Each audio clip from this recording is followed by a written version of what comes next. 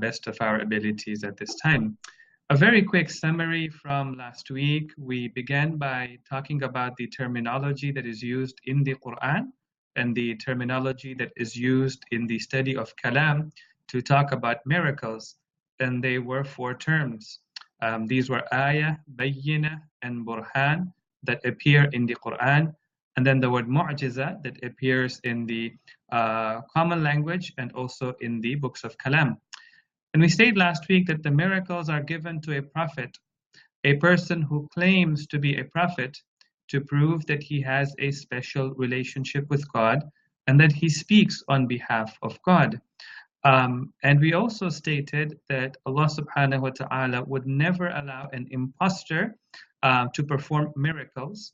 And we also defined what is a miracle last week and how it is different from other supernatural actions. We say that Allah subhanahu wa ta'ala would never allow an impostor to perform a miracle because that would go against the hikmah and the wisdom of Allah. But we also made a very important distinction last week. And we said that miracles only prove that the person is a prophet sent by God. The miracles were not meant to prove their theological claims. They were not meant to prove their ethical values. They always proved their theological claims on the basis of rational arguments and not just on the basis of faith. And they also proved their ethical values on the basis of human fitrah, what is natural to the human conscience, and did not use miracles to demonstrate these proofs. We also pointed out last week that the Prophet of Allah had many miracles, including the splitting of the moon, making the stones talk, or demonstrating animals talking to him. But we say that the most important miracle of the Holy Prophet was the Quran, and we also said that the Quran itself has many miracles. Now, we start off with the scientific miracles of the Quran. And at the beginning, I'd like to say that the Quran is not a book of science. We should not be reading the Quran to learn science primarily, or to pick up scientific facts, or to demonstrate some of the theories of today using the Quran. The Quran is primarily a book of teaching us our beliefs. It's a book that teaches us our morals. It's a book that gives us a way of life, because these are the things that we need for our salvation. We don't necessarily need science, or we don't need technology for our salvation. People used to live 1,000 or 2,000 years ago, and they did not have the same scientific knowledge that we have today. Yet we would all say that they were able to attain salvation because they had the right beliefs and the right values and the right way of life. And that is what the Quran wants to teach us. But at the same time, we also don't say that the Quran has no scientific facts. The Quran does contain some scientific facts, facts which were not known at that time. In fact, some of these facts were only discovered in the 20th or perhaps the 21st century. And the first thing that you find in the Quran, and it could be counted as one of the miracles of the Quran, or a proof that the Quran is in fact a book sent down by Allah subhanahu wa ta'ala, is that there is absolutely no conflict between Quran and science. No matter how many scientific discoveries that we have made, you will find that any scientific discovery which has been proven beyond a shadow of doubt, which has become a law, never contradicts with something which is blatantly obvious in the Quran, something which is explicit in the Quran, something which is called nas in the Quran. And one of the examples that you can see in front of you is the example of the heliocentric model for the solar system. So for many years, people believed in a geocentric model, where the Earth was at the center of the solar system and the other planets they thought were going around the Earth. And in fact, they even had models to support that idea. Yet the Quran never said that it is the Earth, the sun that goes around the Earth, or the other planets go around the Earth. Even when you look at that verse in Surah Yasin, which you can see in the slide in front of you, Allah subhanahu wa ta'ala simply says that the sun has an orbit which it takes, and it goes through its orbit. And this is something that has been ordained by Allah subhanahu wa ta'ala. Now, yes, people living at that time, they must have thought that this means that the sun goes around the earth. It has an orbit around the earth. Yet you look at that verse of the Quran, nowhere does it say that it has an orbit around the earth. It just says that it has an orbit. And today we know that it has a particular orbit around the Milky Way galaxy. And this is the beauty of the Quran, that the Quran expressed something in a way that people back then could make sense of it, and even people today, with the scientific knowledge that we have, can make sense of it. And we don't see that sort of a contradiction between our scientific discoveries and what we read in the Quran. But there is an important point that we ought to make over here, and that is that we should not impose scientific theories upon the Quran, something that the scientists themselves have yet to completely prove. It is a theory according to their own statements, and they're still trying to demonstrate the theory or find evidence for the theory. We should not impose it upon the Quran. Because if we do that, and we know that sometimes the theories of today become debunked tomorrow, and they are no longer accepted as valid theories tomorrow, then that's going to have a deep impact on our faith in the Quran. We see that the same thing actually happened to people who used to live in the West, to the Christian community in the West about 3 to 4 centuries ago, where they believed that it is the sun that goes around the earth, and that was an accepted theory for them, and they imposed it upon the Bible, and they read the Bible in that way, and it became a part of their belief and a part of their dogma. And then when it was disproven, people not only lost faith in the previous theory, but they also lost faith in the Bible as well. And therefore, at any time, if we have to do a lot of mental gymnastics to impose a particular theory upon the Quran, or we're taking a theory and imposing it upon the Quran, then that is a slippery slope that we are going on. Now, I just wanted to present to you a couple of examples where you find that there is accepted laws now within science, in particular within astronomy, and you also don't have to do any mental gymnastics to demonstrate it from the Quran. Because one of the things that we mentioned last week, if you remember, is that a miracle has to be bayyin. A miracle has to be clear. Anybody who looks at it should not have difficulty in understanding that this is indeed a miracle of God. And therefore, if at any time we have to work with a lot of words and look at the Arabic root for it, and then try and explain it based on what an obscure writer has said in a particular book to demonstrate that a particular fact of science today is also found in the Quran, then that miracle, even if it is true, is not of value to the reader. It's not of value to the people who are reading the Quran. So one of the examples that is clear for me is the expansion of the universe. And as many of you would know, that before the 20th century, even the greatest of astronomers, the greatest of cosmologists, the greatest of nuclear physicists were certain that the universe was static, and that celestial bodies like the stars, like the planets, were hanging in the universe the way something would be hanging on a ceiling, and that ceiling was not expanding. But in 1929, an astronomer and a cosmologist by the name of Edwin Hubble had an observatory, and he was observing the stars, and he was observing the frequency of the light waves that were coming in, and he saw that they were shifted. And one of the things that he realized, many of you would be familiar with the Doppler effect.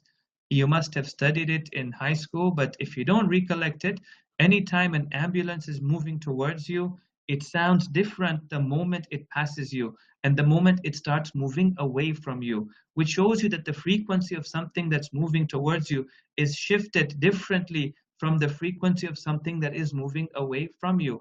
And by the way that frequency is shifted, whether it's a sound wave or a light wave, you can know whether the item is moving towards you or the object is moving away from you.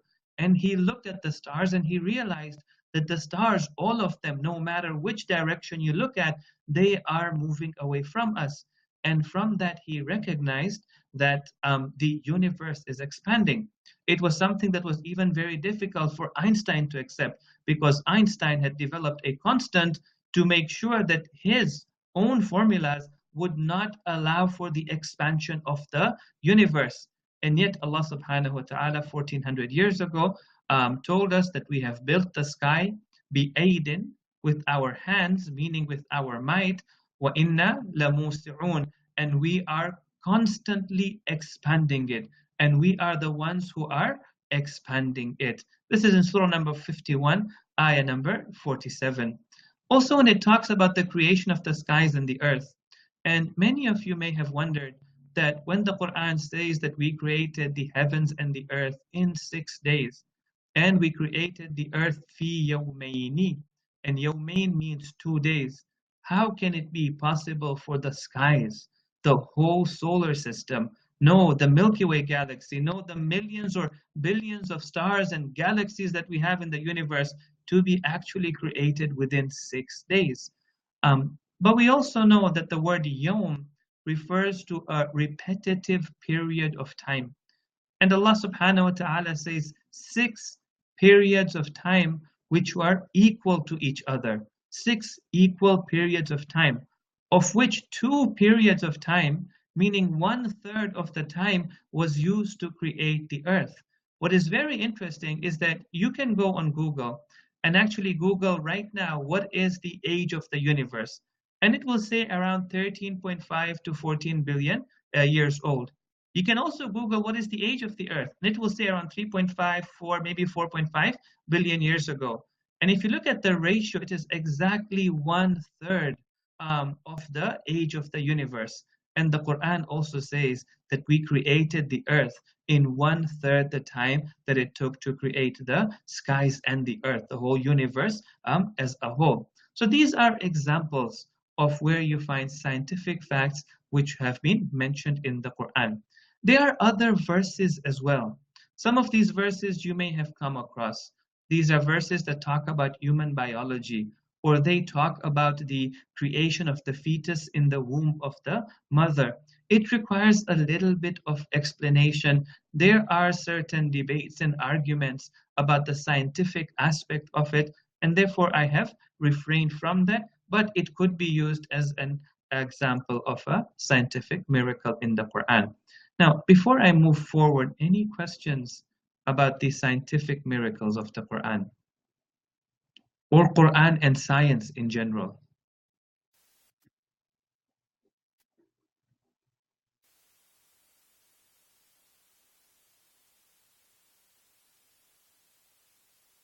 Okay, so if there are no questions, I'll request one person to just message me and say we can move on.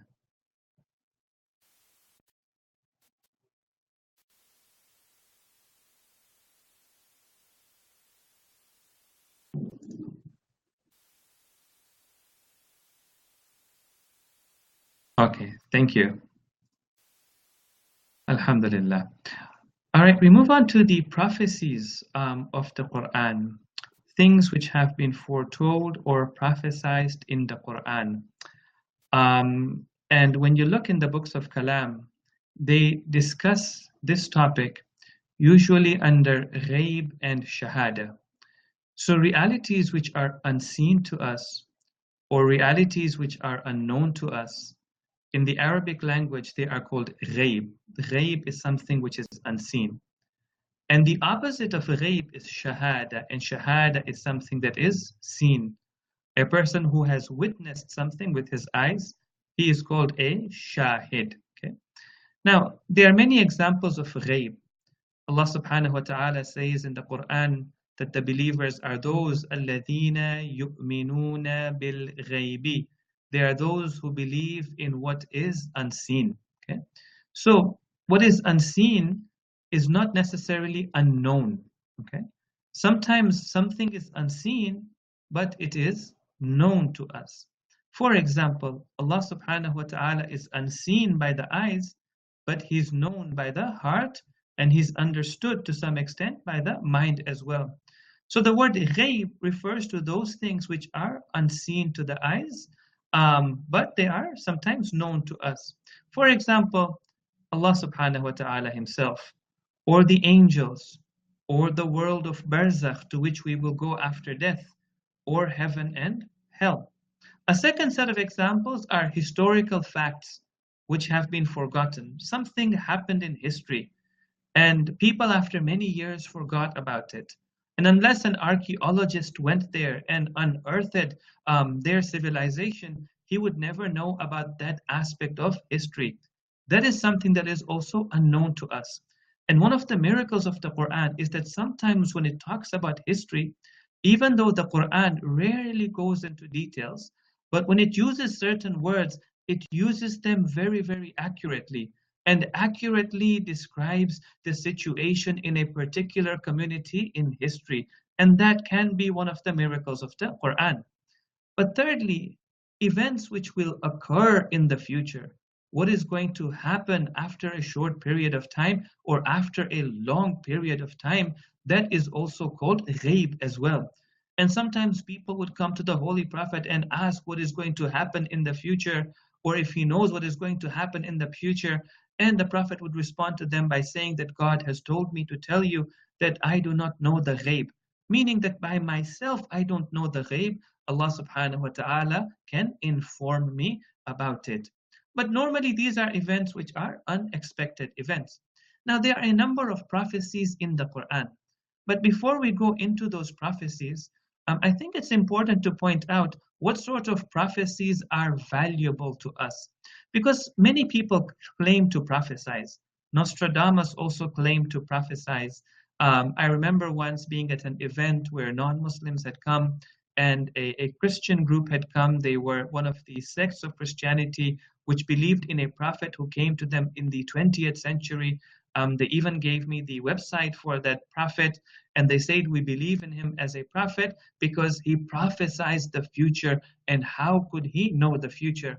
But when I went to the website, one of the things I noticed is that the prophecies were generally very vague prophecies, meaning that it could actually be true for a number of things that might happen in the future. And all you need is for one of them to happen for the followers to claim that, look, he prophesied this and it actually happened. So one of the first conditions of a prophecy that it should be very specific and it should be very particular as well. It should identify exactly what's going to happen, give names as well, and give a time frame as well. Because something may happen in the next 1,000 to 2,000 years, but a prophecy is only valid for us if a person claims that it's going to happen within a month or 2 months or 1 or 2 years or maximum 10 years, and in that period of time, that event actually happens. Secondly, it should prophesize unexpected events. So it is of no use to us if somebody comes and says that I prophesize that the sun is going to rise tomorrow, because that is something we expect to happen. Or it should prophesize something that may or may not happen. Is expected that it could happen, and it's expected that it could not happen. For example, somebody goes in the field of battle, they may be victorious or they may be defeated, but they prophesize with certainty and they put their faith on the line and they say, I will be victorious. Okay, that would be a prophecy that would be valuable to us. And thirdly, the events must occur exactly as they were prophesied. Not 90%, not 80%, not 70%, but 100% exactly as they were prophesied. Now, there are a number of prophecies actually in the Quran. Before I move to the next slide, I just want to hear from you if you can share with me some of the prophecies that you think are mentioned in the Quran.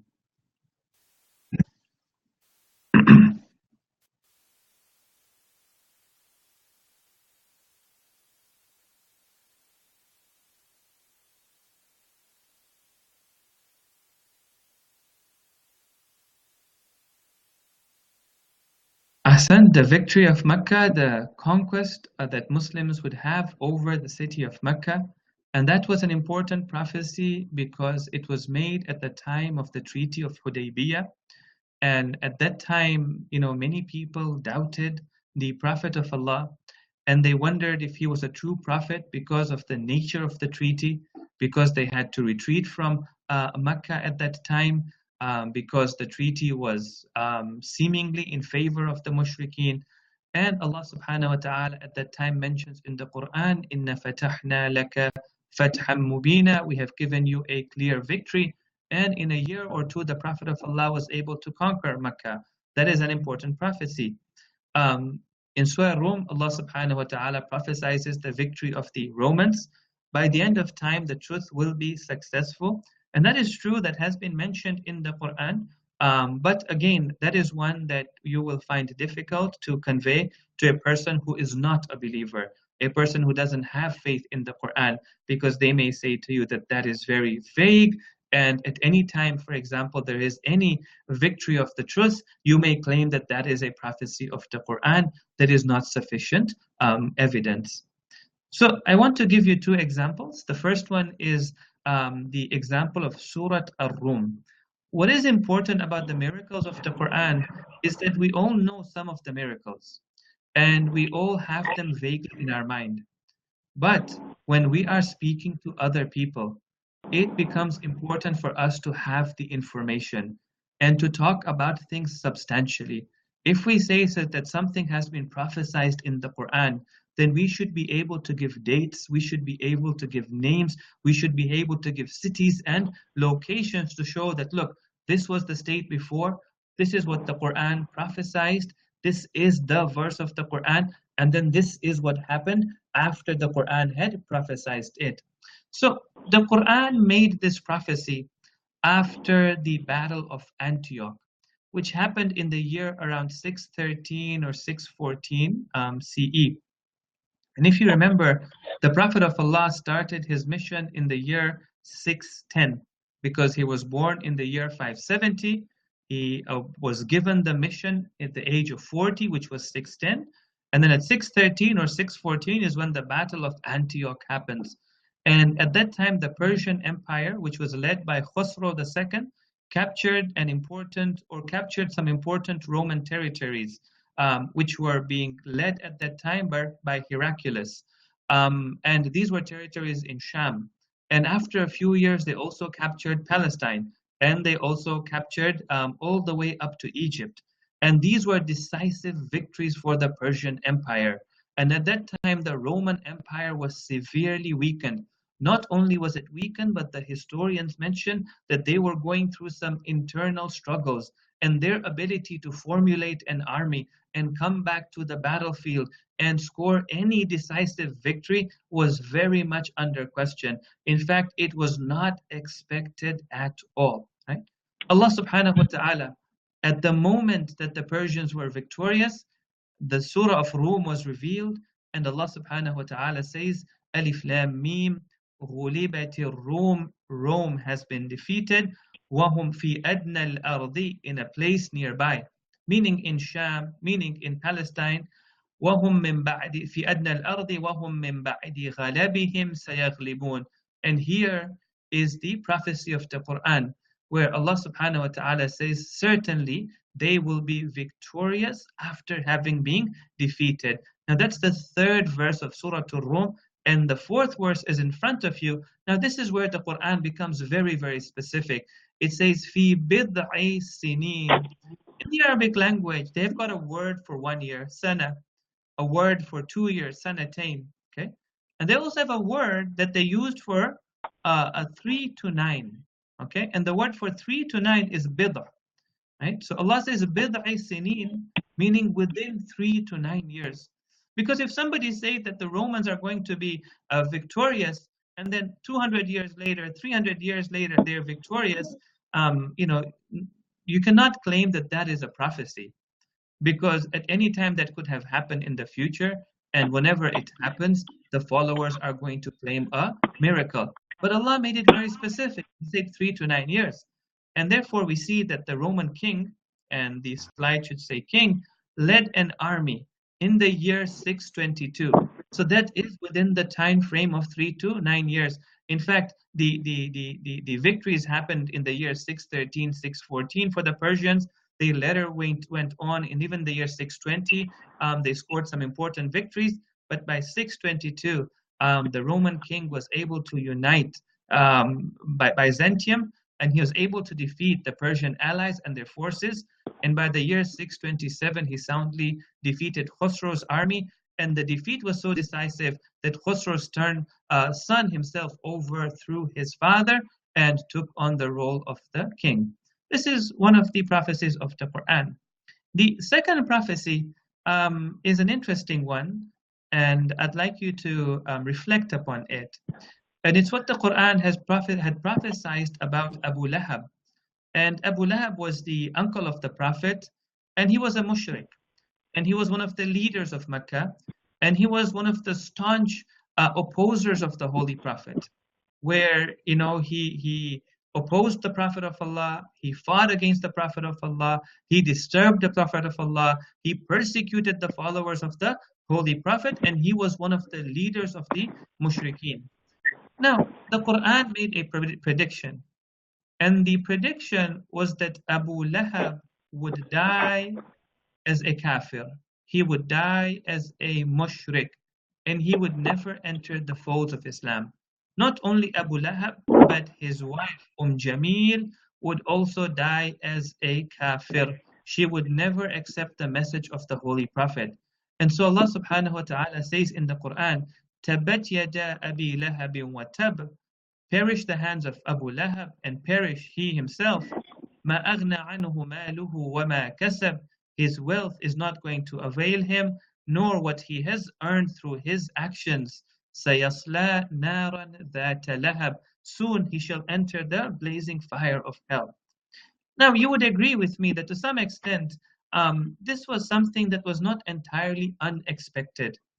This was something that was expected given how stubborn Abu Lahab was. It was expected given his ego. It was expected given how much he had to lose by accepting the message of Islam, and how humiliated he may feel if one day he had to accept the message of his nephew. Then why is it that some of the scholars have mentioned that this is one of the miracles of the Quran?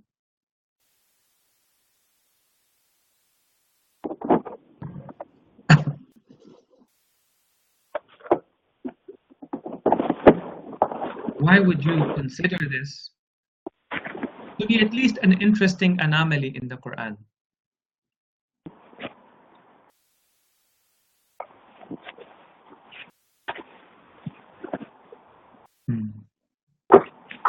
Okay, would you even consider this to be a miracle?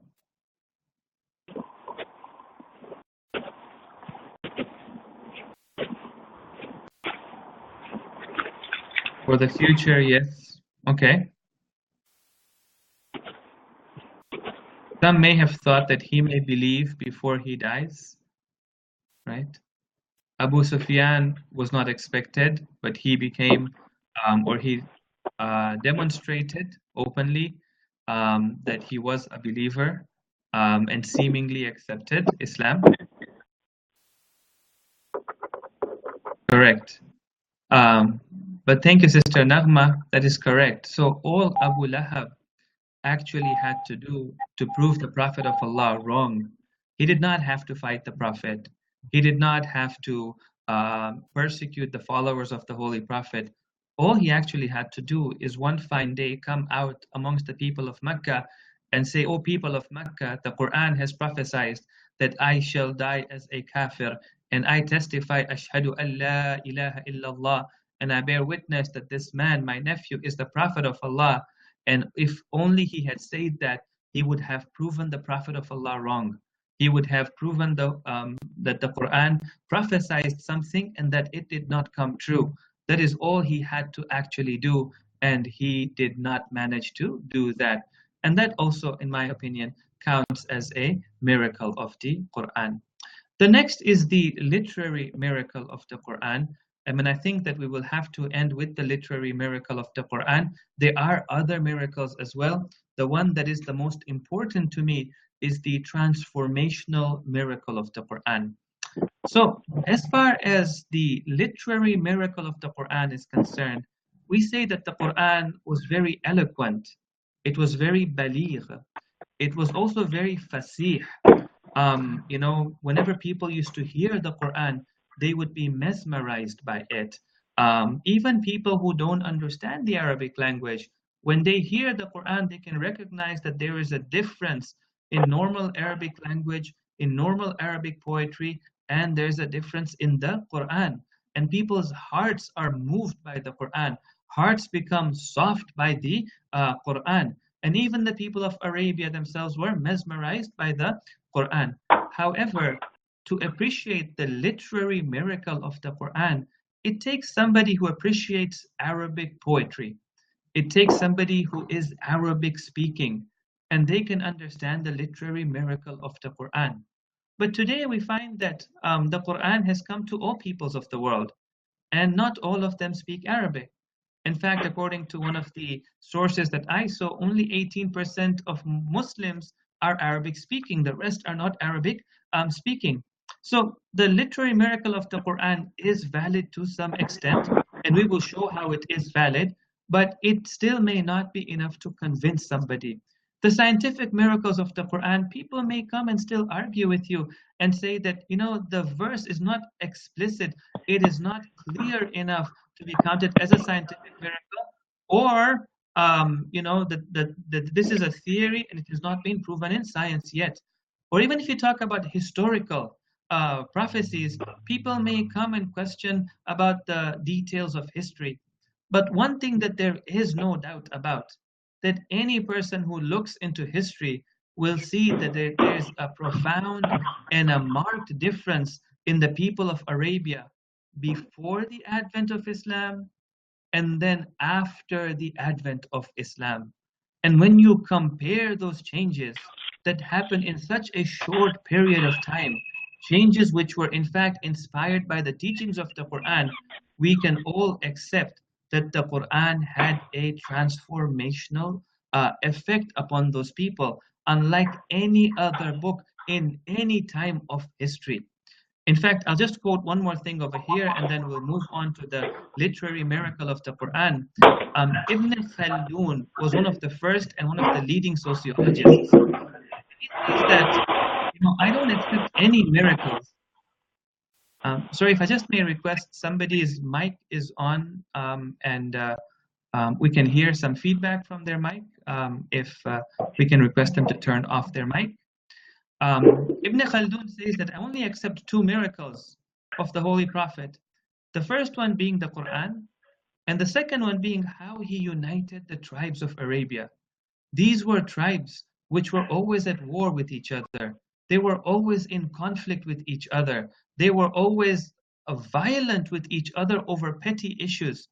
And how the Prophet and the Quran were able to unite them under one banner, Ibn Khaldun says, is a miracle. So the Quran had a transformational impact upon the people of Arabia. And for me, that's the most important miracle. But here we want to look at the literary miracle of the Quran. And you can define the literary miracle of the Quran in two aspects. Firstly, the scholars say that the Quran is fasih, and it has fasaha. And fasaha refers to any statement that is easy to pronounce and that is beautiful to hear. And the statements of the Quran, they just flow on the tongue. What is interesting is that sometimes the Quran is able to take difficult words. Some of the words in Arabic are hard to pronounce. Some of the letters are hard to pronounce. For example, dad is very hard to pronounce. Some of the vowels are difficult.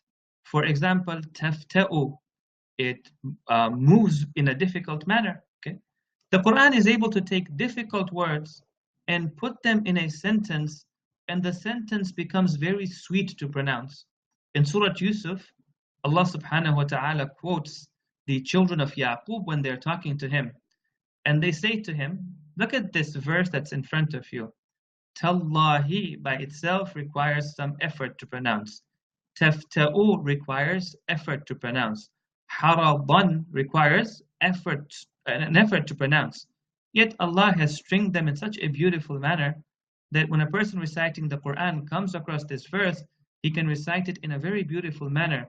قالوا تالله تفتأ تذكر يوسف حتى تكون حرضا أو تكون من الهالكين.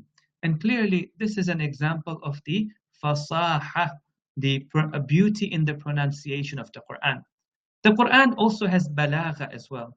And balagha is normally translated as eloquence. But what balagha actually means is when you are able to take a very profound idea, a very complicated idea, a very lofty idea, one that is difficult for the mind to understand. And then you're able to put it into simple words that even a villager can understand, that any person who picks up this book can read it and understand, then that is something, or that statement, and they can understand, then that is something that is considered to be eloquent. And the Quran is replete with such examples. Now, I'd like to go into this example, but I don't think we will have the time for it. So we will move on, but later on you can see it for yourself on the slides, which will be put up online. The other thing about the miracle of the Quran, so the third aspect of its literary miracle, is that there was a gradual revelation of the Quran. And it was revealed in a period of 23 years. And there was a purpose to the gradual revelation.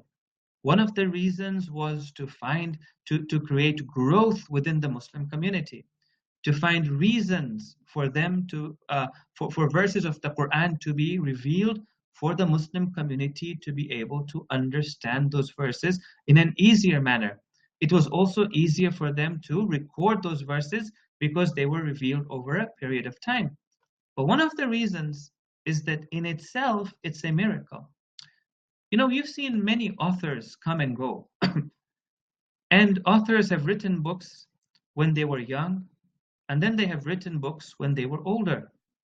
And whenever you look at a particular author, even if it's the most celebrated of authors, whether we're even talking about Shakespeare, or we're talking about James Joyce, or we're talking about any particular author, the way they used to write when they were young is very different from the way they used to write when they were old. The content is different, the approach is different, the level of maturity itself is different, the style of the writing has also developed and evolved as well. That is human nature. Human beings learn from experience, human beings learn from their mistakes, and they progress throughout their lifetime. And if the Quran was a book that was fabricated by the Prophet of Allah, then you would have found a gradual evolution in the ideas of the Quran. You would have found a gradual evolution in the style of the Quran. You would have found that ideas that come later are different from the ideas that came before. That there's a lot of conflict in those ideas because somebody has learned from their mistakes. Yet when you look at the Quran, there is pure harmony in the content of the Quran, in the theology of the Quran, in the facts of the Quran, and also in the style of the Quran. And Allah subhanahu wa ta'ala says, أَفَلَا يَتَدَبَّرُونَ الْقُرْآنَ. Do they not contemplate the Quran? وَلَوْ كَانَ مِنْ عِنْدِ غَيْرِ اللَّهِ. Had it been revealed by other than Allah subhanahu wa ta'ala, had it been the fabrication of the Holy Prophet himself, had it been the jinn revealed it to him the way they used to accuse the Prophet of Allah, لَوَجَدُوا فِيهِ اخْتِلَافًا كَثِيرًا. You would have found a lot of conflict within it. This doesn't mean, by the way, that if it is revealed by Allah, then there will be some conflict in it. That is flawed logic. All the Almighty is pointing out in this verse is that if human beings had written it, for certain you would have found not only conflict in it, discrepancy in it, but you would have found a lot of discrepancy. That is but human nature.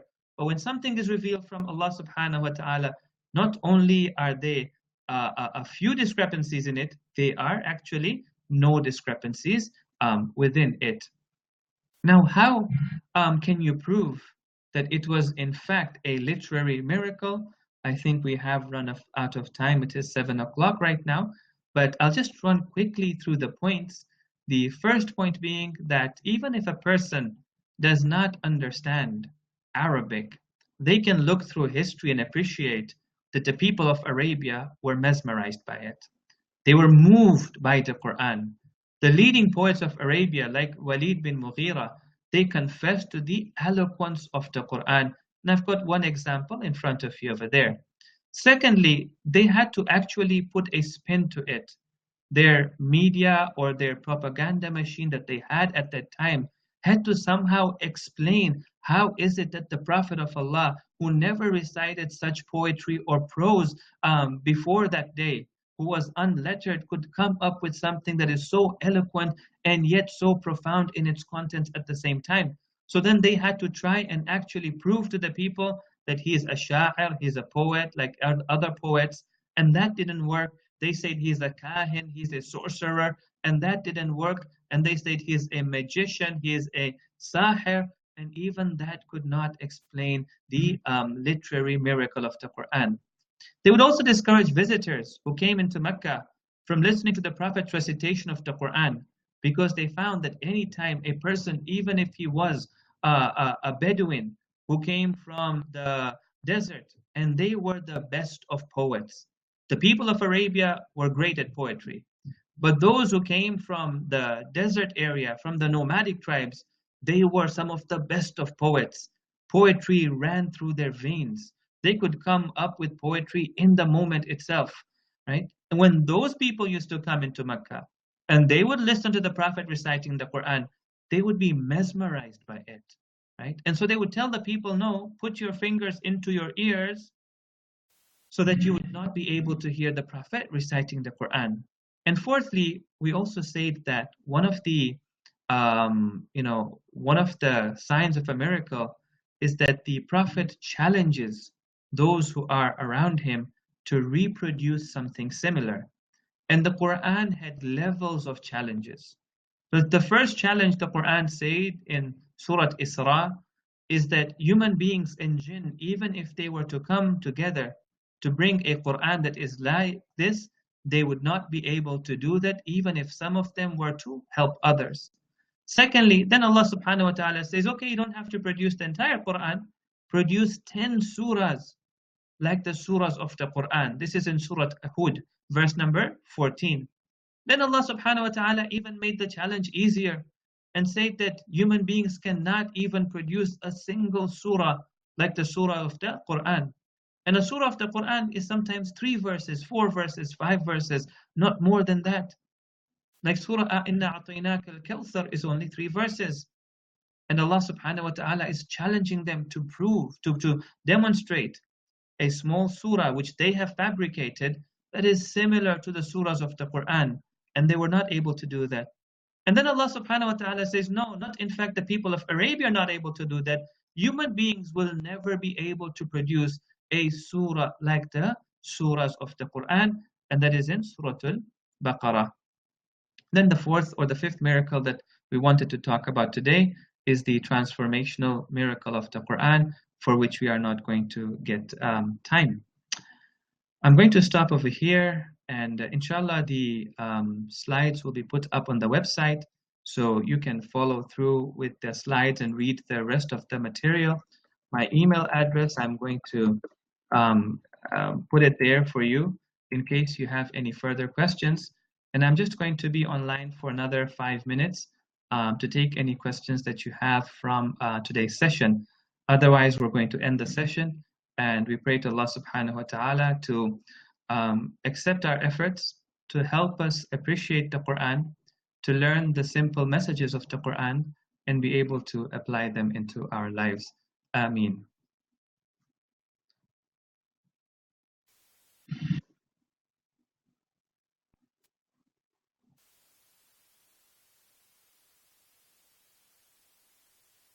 So if you have any questions or any comments at this time, I'll be more than happy to respond to that. Otherwise, we will be ending the session.